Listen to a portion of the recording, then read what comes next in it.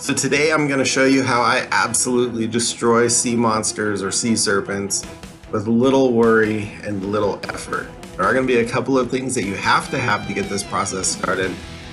One is going to be the longboat. You want the longboat because it takes the most damage before being destroyed. Second, you're going to need the harpoon to pull the bastard onto shore.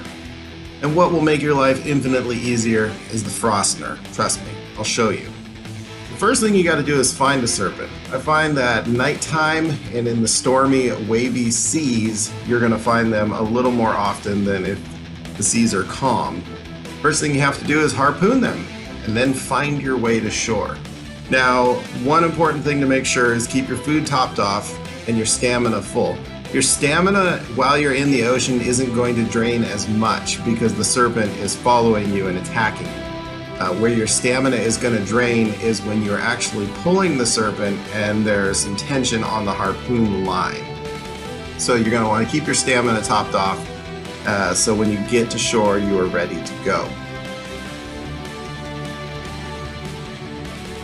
Now I say the longboat because you are going to take a few hits along the way. The raft is going to get wrecked almost instantly.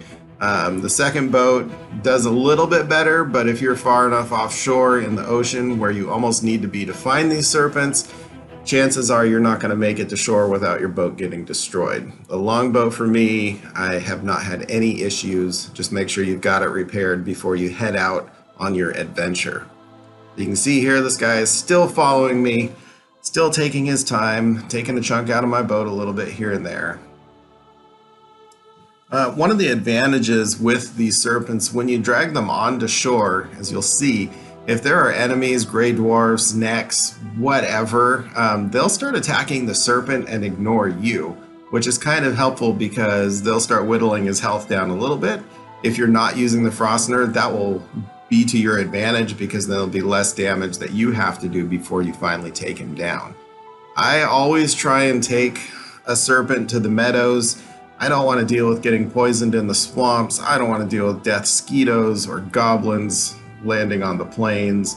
Black Forest isn't too bad. A troll will kind of wreck your plans, but the meadows seems to be always a safe bet.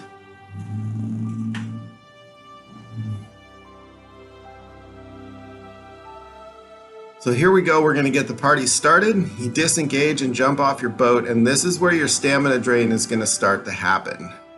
Because once you start pulling them onto shore, there is going to be tension and your stamina is going to start dropping. You want to keep as much stamina as possible for when you attack them.